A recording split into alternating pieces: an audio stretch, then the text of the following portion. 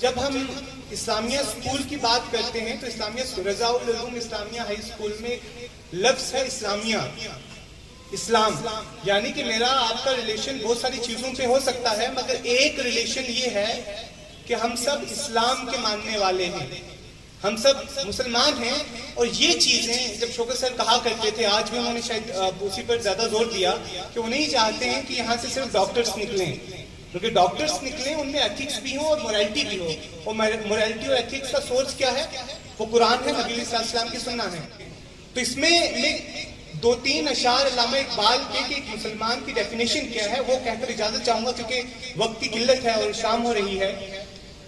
علامہ اقبال کہتے ہیں کہ ہر لحظہ مومن کی نئی شان نئی آن، گفتار میں کردار میں اللہ کی برہان. کہ جو مومن ہوتا ہے اس کا ہر لمحہ پچھلے لمحے سے بہتر ہوتا ہے، کہ کردار میں گفتار میں اللہ کی برہان، کہ جب مومن بولتا ہے تو وہ دلیل اللہ کے ایگزسٹنس کی دلیل بنتی ہے. ابھی شوکت سر کہہ رہے تھے کہ اسلام پھیلا لائیو مسلمانوں کو دیکھنے کے بعد، ان کے کریکٹر کو دیکھنے کے بعد. تو وہی جب ایک مومن بات کرتا ہے تو اس کی بات دلیل ہوتی ہے اللہ کا ایگزسٹنس، اسلام کا ٹروتھ ہونا اس سے ثابت ہوتا ہے، اس کا کردار اللہ کی دلیل ہوتی ہے.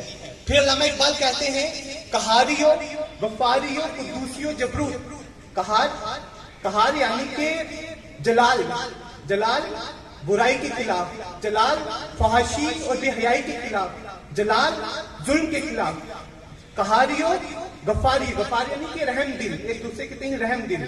اور قدوسیو یعنی کہ پاک، پاکیزہ رہنا. ایک مومن ہمیشہ پاکیزہ رہتا ہے اور ہر طرح کی پاکیزگی کو فالو کرتا ہے، یہاں ہر طرح کی گندگی سے اور گلاسز سے دور رہتا ہے، ایسی گلاسز جو ہمیں اللہ سے دور رکھتی ہے نا.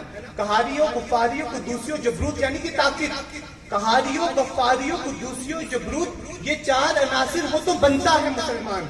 اگر ہم میں یہ چار عناصر اور چار کریکٹرسٹکس نہیں ہیں، یعنی کہ ہم مسلمان کی وہ جو کریکٹرسٹکس ہے اس میں فٹ نہیں بیٹھ رہے ہیں. کہ ہمسایہ جبریل امین، بندہ خاکی، کہ یہ جو بندہ خاکی ہیں آپ ہیں، یہ ہیں یہ بنے اس لیے ہیں تاکہ وہ اس عروج پہ پہنچ جائیں، اس جگہ پہ پہنچ جائیں عالم ملکوت جہاں پہ حضرت جبرائیل علیہ السلام ہمارے پڑوسی ہوں. ہمسایہ جبریل امی بندہ خاکی، ہمسایہ جبریل امی بندہ خاکی ہے، اس کا نشے من نہ بخارا نہ بدخشاں.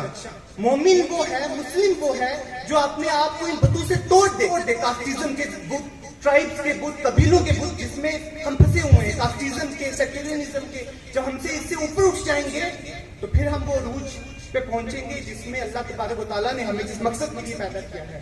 تو جب تک ہم ان بتوں میں بندے رہیں گے، ہے نا، وہ کیا پیدا ہوئے، جاب حاصل کر لی، پڑھ لیا، ہے نا، نامی طور پر ایجوکیشن کی ویلیوز ہم نے آپ کے اندر انکلکیٹ نہیں تھی، پڑھ لیا، اب کیا جاب حاصل کر لیا، اب شادی کریں گے، بچے پیدا کریں گے، مر جائیں گے. یہ سب تو جانور بھی کرتے ہیں.